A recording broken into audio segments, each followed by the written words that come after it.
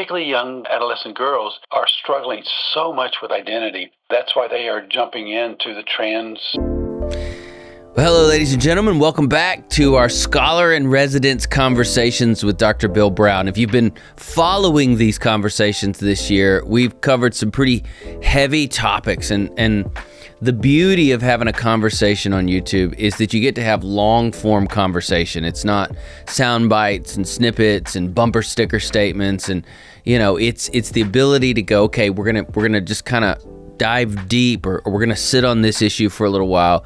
We're going to unpack it. We're going to ask some big questions and maybe look at it from several different angles. An old-fashioned way of saying that is we're going to apply some critical thinking skills, if you will, to a given topic. And so we've wrestled through some pretty big topics. The last conversation, you may have, if you haven't watched that, I would encourage you to go do so, because Dr. Brown talks about so many different relevant aspects to understanding and incorporating biblical worldview into everything you teach and do. And he summarized it. There was this moment in the conversation where he said, everything really just comes down to these 4 questions. It's a fascinating conversation. Well, we've just come out of Mental Health Awareness Month, and so we wanted to make sure, as we are going through the course of these conversations, that we want to address this subject of mental health. So I'm going to bring Dr. Bill Brown in, our scholar in residence for this year at Student Leadership University, for what I anticipate to be another incredible conversation, kind of dripping, if you will, with wisdom, grounded in truth, and I promise you it's going to be beneficial to you and your ministry. So, Dr. Brown, thanks for hanging out again, sir. Hey, Brent, I hope you got some wisdom, because I have a little, but I'm not dripping. I'm trying here, Doc. I'm trying to lather on the adjectives and anyways. You doing well, sir? Yeah, doing good up here in Western North Carolina. I've been traveling a lot, and I know you have as well. I looked at your schedule thinking, holy cow. Yes, sir. But so grateful for you, so grateful for the Youth Pastor Summit and the opportunities you and I have just to think out loud and pray out loud, and to be able to, I think, one way or another, be used of God in the lives of those who are serving the young people in our churches. Several thousand youth pastors. I haven't got the final numbers in, but it's going to be somewhere around that 6,000 mark of youth workers, youth pastors that were at the 5 different youth pastor summits. So if somebody's watching, they don't know what that is. The Youth Pastor Summit is a gift the SLU provides for student ministry workers. It's a 2-day experience, and what we did this year with Dr. Brown is Doc would come out on stage and just kind of go, okay, let me give you the freedom, the margin to be able to ask some really big questions, whether it has to do with apologetics or ethics or morality or worldview, and then kind of help them frame and really just help the audience think, and then spend a whole hour with them answering those questions. So it was an amazing thing, and I'm so grateful. It was so impactful and so helpful. But you're right, we have been running. Let me say something, because getting together and trying to work through those questions was great. But after I would answer or give some perspective on a question, I would ask the other youth pastors there, because they knew we had some big crowds. Right. Have you ever dealt with this issue? And a lot of them had, and their answers, I think, were just so good as well. And that collaborative effort, that synergy, is really what you want. Yes, sir. With this whole program, and I hope we can amp that up a little bit online here as well. Yeah, that's the hope. That's the prayer. We're going to keep banging that drum. Let's talk about mental health. I want us to, if we can, Doc, talk about this subject in 2 parts. And the first has nothing to do with students and everything to do with the pastor looking at himself in the mirror. If we can't, we got to make sure that our own mental health is in check. We're stewarding that well. And so I want to ask, we'll just start with this basic question. Why should a pastor be concerned about their own mental health and well-being? Oh, good question. Well, for 2 reasons. Number 1, you can't give away what you don't have. And for the youth pastor who has some real responsibilities, I always like to youth pastors to say, when somebody asks what they do, that they deal with precious commodities, because that's what I think the youth are. And they've got to be as best as they can in the top of their game in the center of Christ's will, and working that out, but at the same time being consciously aware of their own emotional status and psychological well-being and so on, so that they can help others. And so starting there, when you get just asked that question, I said that's a good place to start. Usually we jump right into the kids. The kids are this, yes, and this, sir, and this and this. But you're right. We need to have our feet firmly planted, so that we can help those who need it. Yes, sir. What do you because a lot of times there is I'm glad we're having this conversation, Doc, and I'll be the first one to say I was bullish, bullheaded, stubborn, sinful, prideful, and did not, like, this was something I would have never spoken about 10 years ago. Mm-hmm. So what can a pastor do? It's one thing to watch a conversation, which we do all the time in this new era of podcasting and YouTube conversations, which I've heard some older folks say. One of my favorite things is when you hear somebody who's been around a little while go, "Well, I'm glad y'all discovered AM radio. It's back." I mean, talk radio's back. But it's for somebody who would go, "Okay, I'll listen from afar." But what would you say to somebody who hasn't even spoken out loud about their own mental health or a struggle that they may have? How would you try to get through to that pastor? How would you try to get through to me 10 years ago? Mm-hmm. Yeah, I'm not even sure I was thinking about it 10 years ago, right, because you just take it for granted. But two big things. We see it in our young people, but let's fast forward to us and go up the ladder a little bit and think for youth pastors, or for anybody in ministry particularly, the two huge issues would be anxiety and depression. Mm-hmm. And these are the kinds of things that kind of seep into your life very slowly. Sometimes it's because it's the sheer amount of work that you have to do. It's sometimes the pressure that you're under because of those who you report to. Sometimes it's because of the struggles that you're having with the young people themselves. And then in your own family, if you're married with a spouse and children, all that adds to that. And you can really be off balance and struggling and not know it. Mm. And that to me is huge. And so starting with this by saying, okay, let's take your mental health temperature.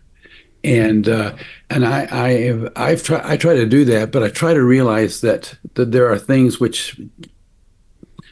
that let us know that we're doing well with our personal mental health, and things that happen that let us know that we're not doing well.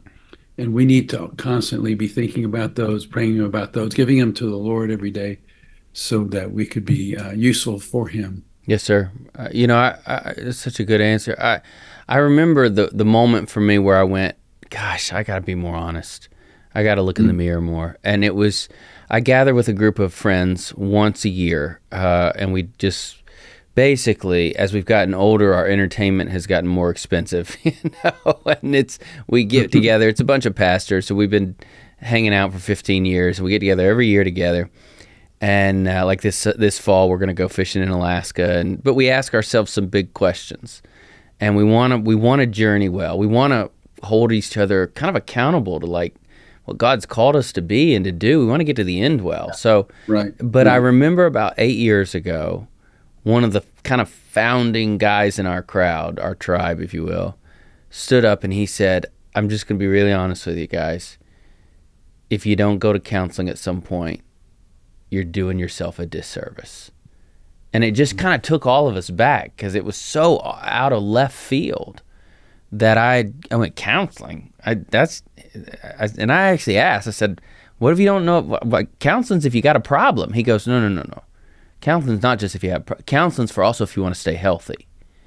And I'm not saying someone should or shouldn't go to counseling every single time for every single thing, but I remember in the context of friendship, it afforded me the ability to see the kindness of God at work, which opened my mind and my heart to, oh wow, this is something that needs to be discussed and addressed, and doesn't make you weak, and it really kind of began to tear down some stigma in my own thinking in relationship. So the only thing I'd add to your answer, Doc, is, or just reinforce is that if you have the right friends, this sense of community, and I'm not talking about the broad sense of community, because I don't think we emotionally vomit every time we go somewhere everywhere, but a small group of people that you can just be really honest with about a couple things.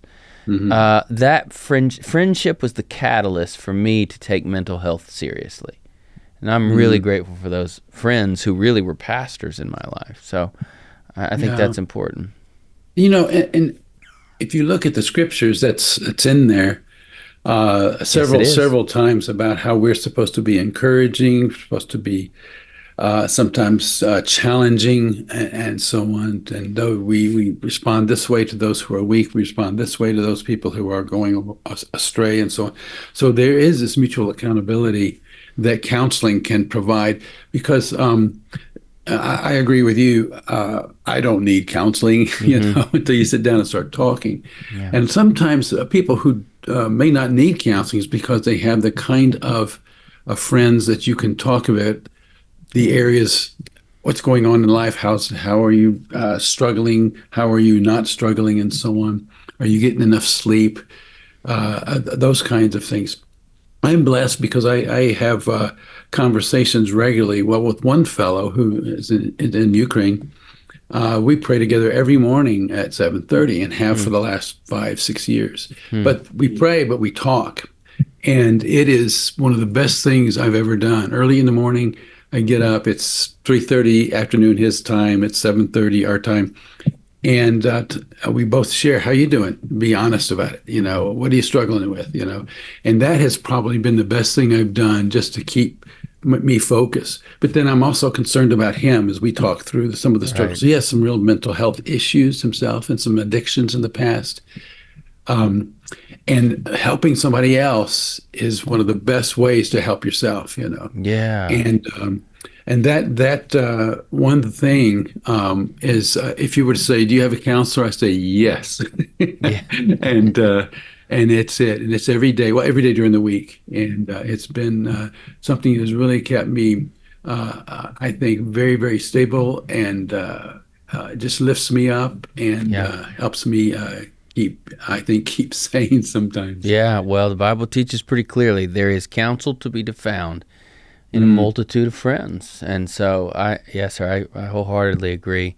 Well, okay, what are some rhythms? Okay, if you're serving in student ministry, whether you're a small group leader, youth pastor, or maybe even an educator, what your chaplain at a school, what would you say to that person? Okay, here's the rhythms that you need to have in your life so that you are not just recognizing that mental health is important, but that you are maintaining your mental health, so that what are those maybe disciplines, maybe a better word, but what does that look like?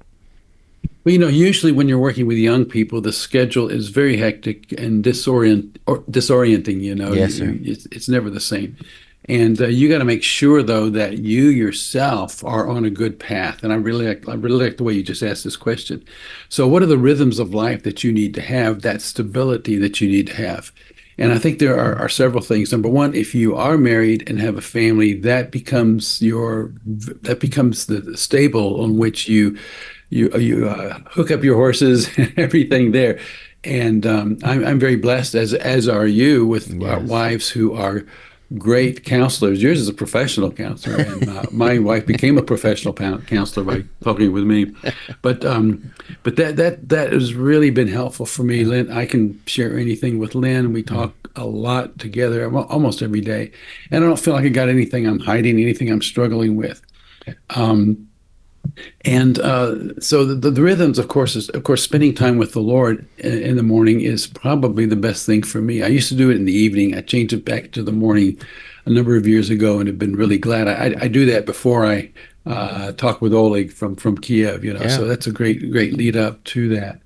But don't do it out of duty. Do it out of just passion for Christ, a desire to know Him.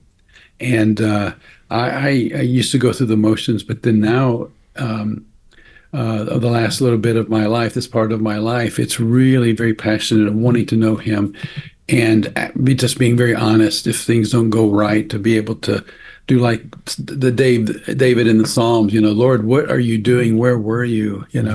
And that honesty with God has been really helpful, and going through the Word, reading the Scriptures, and just meditating on it, those kinds of things, and the quietness has been for me just a real good foundation to move through the day. But then, as you go through the day, to think about who you are and what you're doing and what God can do, how He can use you, and I think you should always be. We should live a life of constant expectancy of God's presence and of God's guidance. And just that one statement, I repeat to myself, always live in expectancy of God's presence and God's guidance. And just realizing that is true has helped me immeasurably. And so that makes me look around too. How can I help somebody? I'm here at Starbucks. I want to get a double shot, and somebody told me, nope, you shouldn't do that.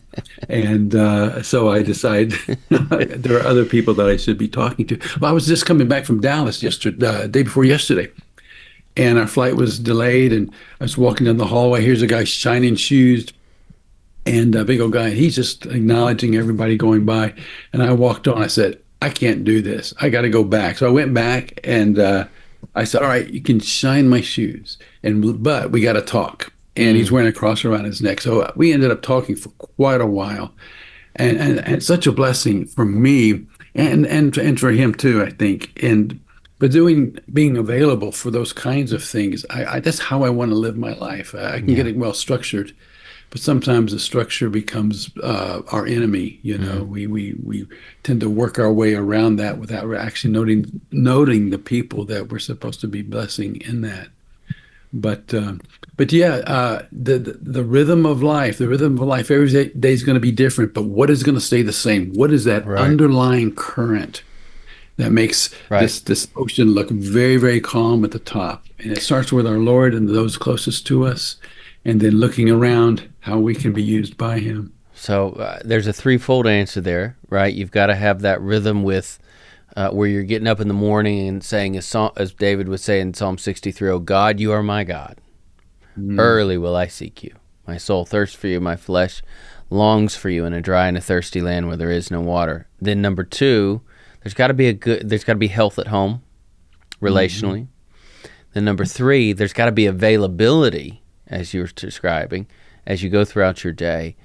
In my experience, there also needs to be a concentration on physical health. That there you cannot divorce mental health from physical health. That the way how I care for my body will have a direct impact on my ability to be well mentally. And so, for example, my dad suffered a stroke, as you know, 12 years ago. And so he struggled with depression and dark thoughts after his stroke. And in God's providence, they moved into our neighborhood from Colorado to Orlando, Florida, and they lived in our subdivision. They were just a quarter of a mile away, and my wife would go over there every day with him. And there were simple things she would do with him, like she would open up all the blinds so sunlight came in, and she would get him up and get him moving, and she would make sure he got a certain kind of, maybe some for a snack, some fruit or something like that. But it was make sure you get the kind of rest. So I know it sounds so basic, but I think a lot of times people run to medicine, and I'm not against medicine, but they run to medicine and they run to social media and they run to psychiatrists and they run to and that may be necessary, but sometimes they're just running away from taking care of themselves physically. Mm-hmm. And it's baffling to me how connected it is. I mean, it's just amazing. And so I've found that when I'm active, like even if it's just a walk, right? So, I mean, I like to ride a bike, but if I can't, and I can at least go for a 25-minute walk. We live on property, so for me, that if I just go outside, even if I can't go for a good walk, but I go, okay, I got 20 minutes. I'm gonna go feed the donkeys a treat, in the pasture or something. I'm just gonna go, But if I'll get outside, I let the sunlight hit my skin. I'm active. I'm burning calories, and then I would also say, and I'm still working on this because I don't sleep, is the right amount of sleep. Yeah. But if I can eat right, make sure my body's in motion. We weren't designed to just sit in a chair all day. So if I can eat right, make sure my body's in motion, hopefully outside, and then get the right amount of sleep, I think in addition to those 3 rhythms you were describing, boy, that might kind of paint a little bit more of a holistic 360-degree picture, if you will, and contribute to our mental health. Am I off on that? Yeah. Is that a double shot you got there? This is hypocrisy in a can. This is. I'm just hoping my wife doesn't watch this conversation. Call me out. I'm a hypocrite. I'm addicted. This helps my mental health every day. No, I'm just kidding. Well, listen. Let me add some power up to what you just said. What for me, the big 3 in life, of course, is being, diet, exercise, and people. And you got to eat well, and it's so easy not to when you're working with young people, But as you get a little bit older, you're going to find out the things you started eating, things that you like, it's not really good for you. And you can adjust. It just takes willpower and to do it. But the exercise part too. I work out every day, as you can tell, and I try to every day. But you know what I do? I unfortunately I've injured my foot years ago playing basketball, and so I can't run, which is a bummer. But I do a lot of walking, and I've got a stationary bike, and I watch YouTube videos of some of the best apologists and some of the keeping up with things, and so I don't realize I'm working that hard at that time. Right. But that helps me a lot because I want to keep up in that. So I add to that. Make the most of the time that you have getting outside. I'm like you. I was raised in Florida, and I got to get outside. But I don't want to miss the opportunity to grow. And as a youth pastor, you need to keep on top of things. You need to be reading and getting new ideas. And how am I going to support this? And what if a young person asks this? And listening to those who are youth pastors and how they do it. Those kind of things. Right. You can just do it in ways that will allow you to do other things that physically will help your body. But you're right on, Brent. That you got to take care of the temple God gave you, or your days will not be nearly as long as you hope. And your mental health during those days won't be very, very substantial either. And it's I tell you, there's nothing more impressive to me, Doc. And I'm 46 years old. I hopefully got a long way to go. Probably not if I keep drinking double shots, but that's another story for another day. But it's one of the most impressive things to me is to see somebody in their mid-70s, early 80s, and to see a mental sharpness there. That's impressive to me. Mm-hmm. To have a healthy view of self and to be able to a healthy recall and all those different things. There's a pastor in South Florida, Pastor Tom Mullins. He founded a church in the West Palm Beach area called Christ Fellowship. Now it's an enormous church. He started with 20 people, but it's just amazing what the Lord's used him to do. And I asked him to come share at one of our gatherings, and I said, he walks in. He was a football coach before he was a church planner, and he goes, "All right." He always does, and he's done this several times. He goes, "You're the coach, call the play," and you're just sitting there going, "Okay, Doc." I said, well, Pastor Tom, honestly, if you would just teach for 20 minutes and then leave the rest of your time for Q&A. And I watched him for 25. We had to shut the conversation down because there were so many students lined up at microphones. But his ability to answer in 30 seconds or 90 seconds, depending on the question, but he never went longer than 90 seconds. And then somehow at the end of every question to esteem the person asking, the student asking the question. But he did that intentionally so that he could get to the next question because he wanted everybody to feel heard. And the recall and the ability to do it quickly, and not to stumble through to find an answer, but just it felt like it was always on the tip of his tongue. And it's just a powerful thing to see. Now, there's some health things that stop somebody from being that later on in life.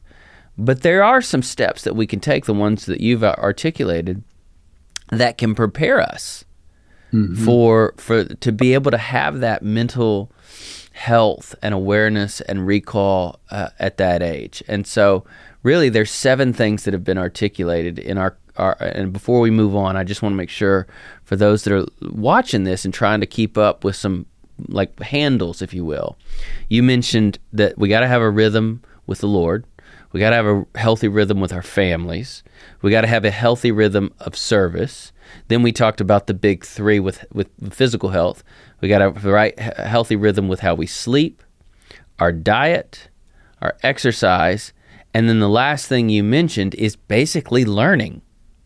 We've got to exercise this great muscle called our brain by wrestling with ideas, reading journals and books, and listening to YouTube lectures or presentations. So that's the 7th one. So to me, if that's a pretty good recipe. If you take those 7 rhythms seriously, and you're positioning yourself to have a long journey of mental health and awareness. That is so good. And Brent, too, we need to emphasize these things don't happen by themselves. They don't happen naturally. You have to be intentional. Yes, sir. If you want to have a long life and a deep ministry now and a deeper one later on, you got to start. It's just like going to the doctor. You probably ought to get a physical. Right. A lot of people rely on you. Go get a physical every single year. Get your blood tested and all that stuff. You're not doing this for yourself. You're doing it for those around you, and that's important. You know, Doug, I've become more aware of this in my 40s because your metabolism goes on vacation after and never comes back. You start forgetting things. Right. Your eyesight's not as good. Your hair thins in one place and grows out in another. I mean, all these fun things happen when you get to your 40s. But somebody said, "Hey, listen, you're in your 40s." And as a person was speaking into my life and goes, you can either borrow from the end of your life or add value to the end of your life, but you do that now. Good words. So, all right, let's talk about ministering to students. What would you say to a youth pastor who goes, okay, all right, I understand I need to have a healthy rhythm for my own mental health and well-being. Okay, how should I even address mental health in the context of a student ministry? And I let me add a little caveat to that, Doc. Because what I've heard from a lot of youth pastors is, as soon as I mention it, everybody has it. It's almost like a social contagion thing. Like, as soon as I say depression, everybody's depressed. As soon as I say anxiety, everybody's. So how should we, as pastors, approach this within the context of student ministry? That's probably one of the most important perspectives that young people are really trying to bring some sort of focus on their own identity, for example, which then gives them an understanding of meaning in life. This is who I am. This is what I am. And that's why so many, particularly young adolescent girls, are struggling so much with identity. And that's why they are jumping into the trans and the bi and the gay, because this is not my identity. Because if somebody over here says that they have these feelings, and therefore I have those same feelings, and it's like a disease. It spreads. Mm-hmm. Guys don't have that as much, but it's different. I mean, it's just I think it's as much of a struggle as it can. So your question is, how do you address it without addressing it? I think the best thing to do would be to, and I've done this, is to talk about the symptoms without actually bringing up that they're symptoms. For example, 90% of teenagers and those in their early 20s on studies that have been done, most of these have been in the UK, but they're right where we are as well. Of young people do not believe that life has any meaning, and their personal life has no purpose at all, which is stunning. 10 years before, they had done the same study back in 2009, and 10% of the young people said that. And they thought that was scandalous. These young people, with 10% of them would say, now it's 90%. Now, that's an epidemic that's a spiritual epidemic, but it has huge impact for their mental health. And so to talk about issues related to that mission and purpose in life, this is why Christ came. And so you're kind of backdooring that particular issue, giving them a foundation before you bring up, this is a problem with a lot of people. But fortunately, you have Christ, at the very foundation of your life, and so on. Because I like you, you nailed it when you said the minute you start talking about these kinds of pathologies, there's going to be so many people. It's almost like a spiritual hypochondriac, listening to all of that, and I've got it. Yes. Well, I mean, we've taken Descartes' statement, "I think, therefore I am," and we've just reinvented it and said, "I feel, therefore I am." Exactly. And it's a dangerous era and we've been on this trajectory for a while, but we are at a fever pitch right now, where whatever I feel, I am. And so that's why the worldview conversation is so important, Doc. Because maybe the best approach to discussing mental health with our students is to look at the gift that is the mind through the grid of Scripture, and to understand the original purpose and meaning of this thing. And then when you do, you get to these great truths like, hey, truth is the filter for emotion, rather than emotion being the determining factor for identity. I talk to students all the time, for example, that do struggle with same-sex attraction, or they hear an identity, something LGBTQIA plus, and they go, I'm going to be this, I'm non-binary, I'm trans, and I go, why? And they go, because I feel that way, or I'm inclined that way. And it's what a great opportunity I've found with students to go, well, one of the great things the Bible teaches us is that inclination does not equal identity. Like, it's not I feel, therefore I am. Let me tell you let me tell you who you are according to your maker, according to your creator. And so it's a great opportunity for those worldview kind of discussions. And I've found that, if you can tell students like, hey, we'll get to all of the diagnoses. We're going to, but first, let's talk about this thing and what it is. Let's talk about the gift that is the mind. Let's talk about how to cultivate it and how to have mental health and wellness.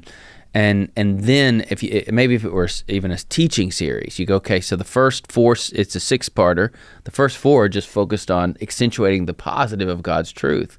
Okay, now we're going to do some applied theology at the end, and the last 2 are, let's look at what we've learned the last 4 weeks through, say, okay, we're going to look at somebody cutting, or anxiety, or depression, or intrusive thoughts are a big one, or you know what I mean. And it just, do you mind if I share something personal with you? No, please. So, my daughter, and she's given me permission to share this. My 17-year-old, she and I were having a really hard conversation a few weeks ago. And we were very close, and she was crying, and she just said, "Daddy, I just hate myself." Well, as a dad, you hear that and you go, oh my God, sweetie, why would you hate you're so beautiful, and you're so amazing, and you're so loved. And she goes, I hate myself. I just hate that. It's just, and I said, let's just sit and have a real talk. And we just sat on the end of, she was in my bedroom. We sat at the end of the bed, kind of just like we were in kindergarten, crisscross applesauce, look at each other in the eye.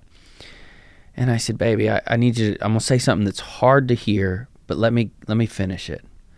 I said, I love you enough to tell you this. You have chosen to believe a lie. You've chosen to believe a lie about yourself. And I said, baby, listen, there's 2 moments that are the biggest moments in your faith. One is your salvation. You're redeemed. It happens that you go from death to life. The other is called glorification. That's when you go to heaven. Everything's made new forever. I said, we love these 2 moments. We love to preach about them, sing about them, celebrate them. We amen about them. We love the moments.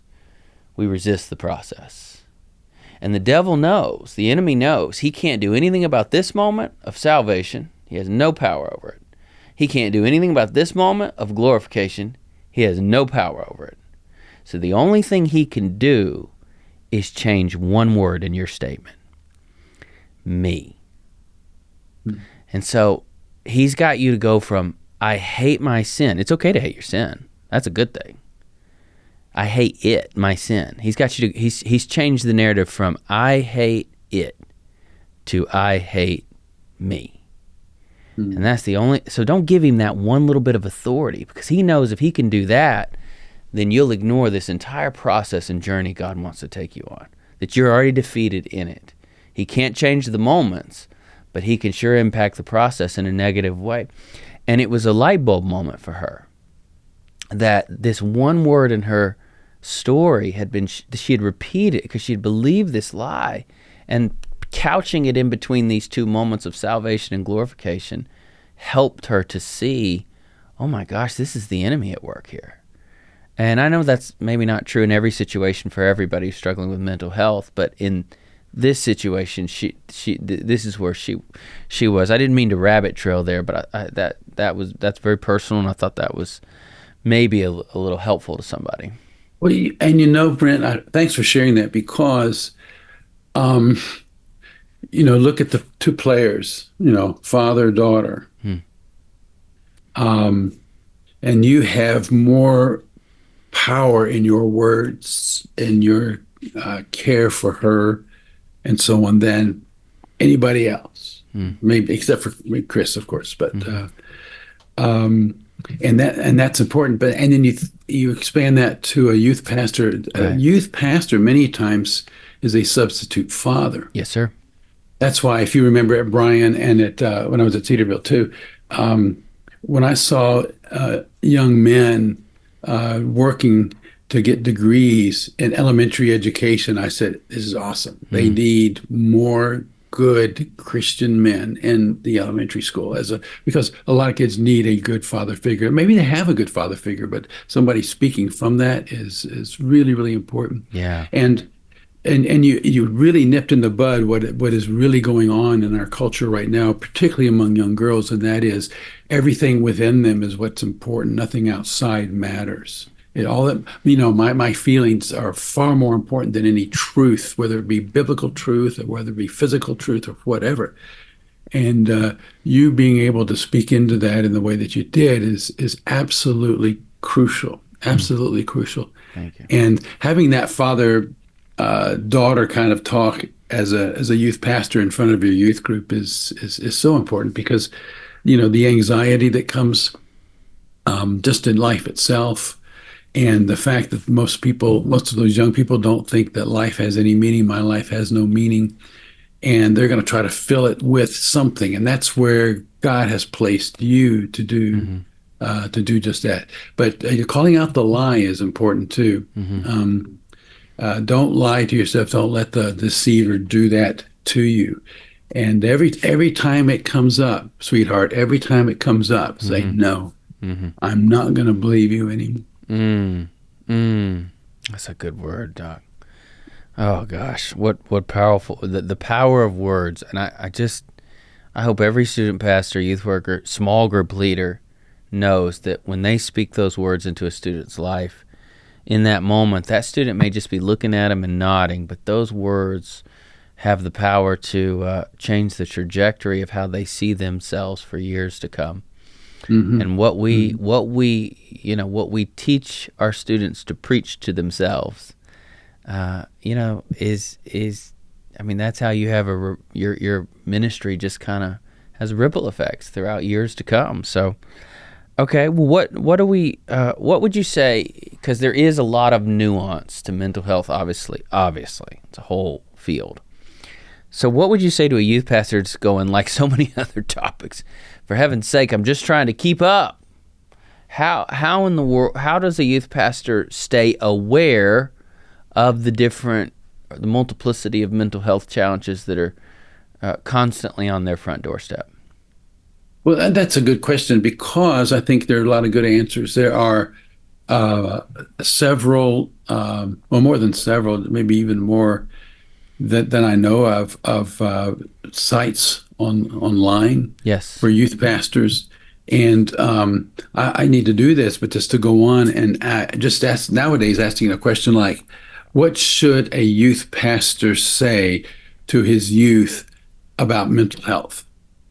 And you'll get some really good insights, some really good. You'll probably get Fuller Seminary's, youth program, and a lot of others. The Southern Baptists have a really really good site as well. But the point is, there's a lot of resources out there. You just need to access them, and they'll give you some bullet points that you can expand on. And but just keeping it in front of your mind, just because kids are sitting there smiling, doesn't mean they're good. Doesn't mean that everything is fine within their heart and their mind. And of course, as anybody in the public eye, particularly as youth pastor, your success is not measured by what they think of you, but by what you think of them. And to see them as precious in the sight of God. That's and a you great want to build word, them Doc. up. You want them to walk out of that feeling, though, that everything is okay. And it's a tough life, and they're gonna have to come back again, and so on. But yeah, make that that's statement again. That was a showstopper. Okay, that your success is not measured. Would you share that? Okay. Your success is not measured by what they think of you, but by what you think of them. Wow. And that shows in the way that you treat them, and even the worst among those are the cause the most disruptions and distractions. I had that as a youth pastor years ago, the worst ones, and I just loved them. And even when I left, to go to Bryan, there were some there, and what God has done in their lives since then. And I really think it was I didn't come down on them, and was able to continue on. And my wife is better at that than I. But that's crucial. Yeah, on a very practical level, because I think this is kind of we're kind of funneling our conversation to this on a very practical level.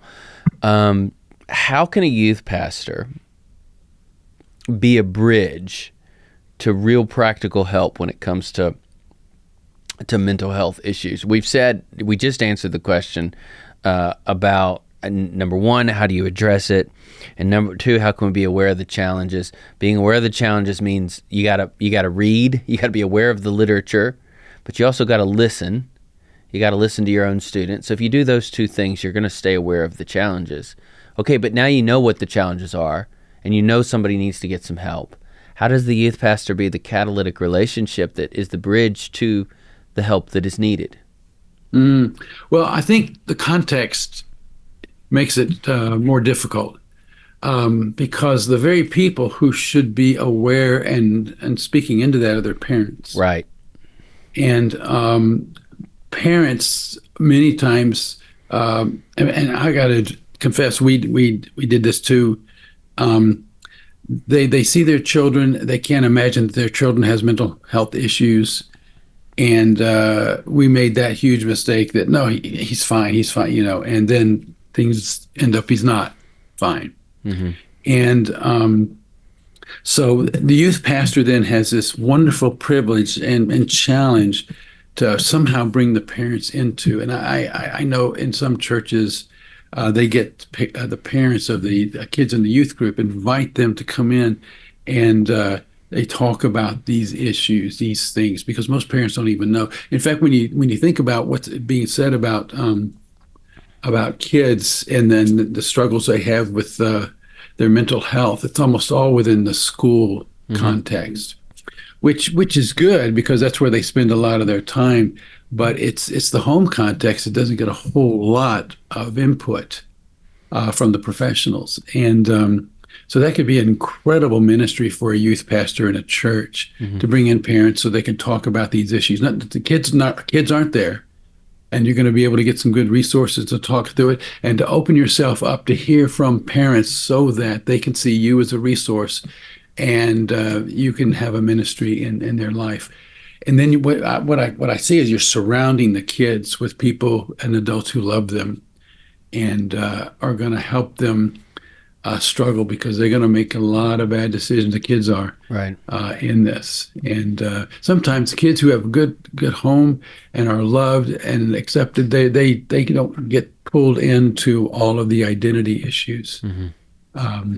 And of course, the Spirit of God working through that, I think, is crucial. But that's to me the key in anything else that we do is Right.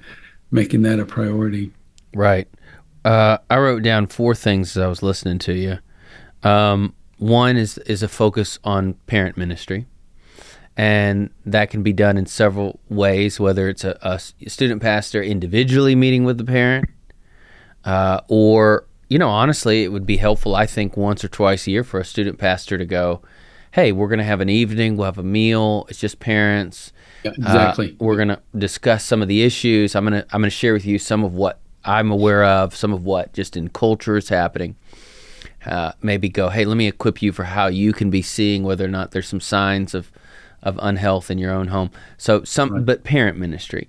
2 is resources. Like there needs to be, like the youth ministry should be a place where, like, okay, if a student's going, like, I think I'm struggling with this. There's some resources where you can look at that a little bit further in depth and go and think for yourself. And obviously we want those to be resources that are going to point them back to the scriptures.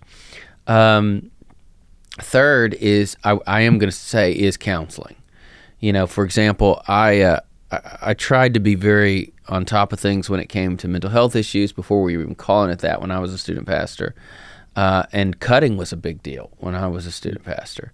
And I remember this one young lady who and it was during a message, like I just accidentally saw out the corner of my eye her pull her sleeve down quickly because it had kind of come up on her arm a little bit, and you could see the places where she had cut, and she didn't want anybody to see it. She pulled it down real quick.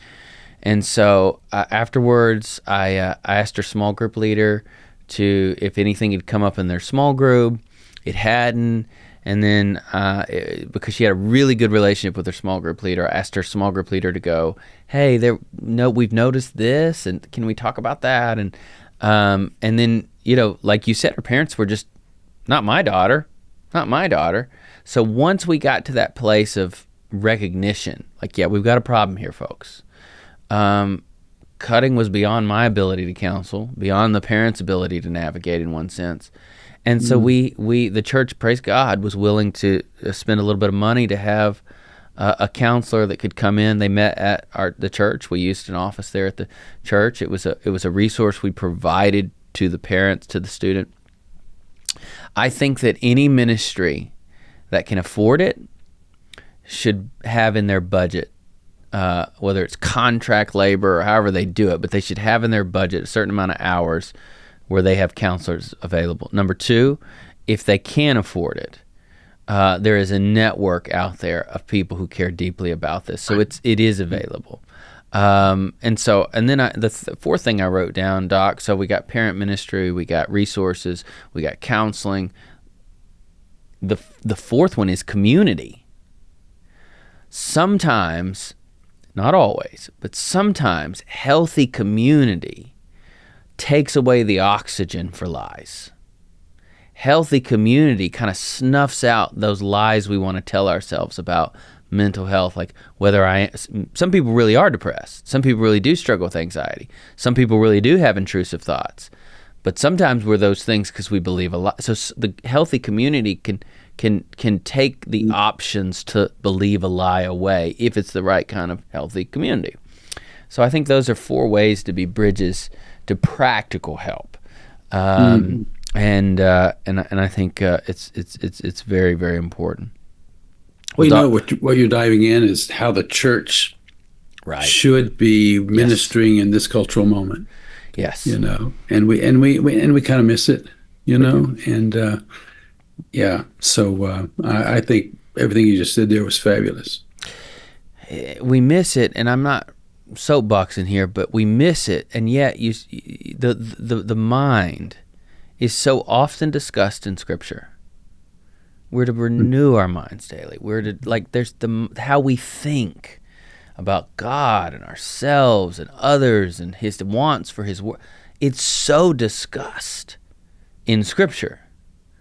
And in my experience, it is under-discussed from the pulpit.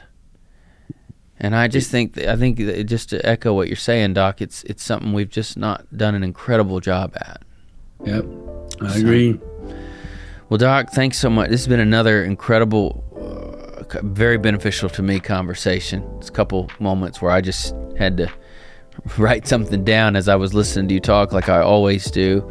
So grateful. I can't wait till next month. We got several more of these conversations that are happening this year, and people are catching on and going back, and a lot of people I've heard are picking up on one conversation and then going, oh, well, now I got to go back and listen to the first three, or, and so it's this is such a blessing, and these series of conversations are so helpful. And so on behalf of all of our student pastors, and not just those that attended Youth Pastor Summit, but just those everywhere that are involved in our ministry or allowing us to minister to them, thank you for being willing to come alongside us and to help us think about these really, really important issues. Well, let me close with this idea. We started talking about youth pastors and their mental health, and I just want to come back to that and say how crucial it is. Make sure you're doing good things. Look for the signs. And you talked about sleep. And you talked about eating, and even a thing like just drink more water. Your body hydrated, and you can be dehydrated and not know it, and it affects the way that you think. Yes, sir. Make sure you've got people that you can talk to, somebody you can counsel with, or just a buddy that you can talk with every day or pray with every now and then, and so on. Those kinds of things I think are so important. And if you're involved in some things you shouldn't be, then stop. I don't know how else to say that. Yeah. And get somebody to help you be accountable. And I'm talking about everything from pornography to, well, the list is short, but it's deep. And you just can't do that, making yourself vulnerable to the enemy. The more sin we hide, the more we hurt our health. It just eats away mind and body and heart. Roads. You're right. Yes, sir. Yes, sir. Yeah. Well said, Doc. Well said.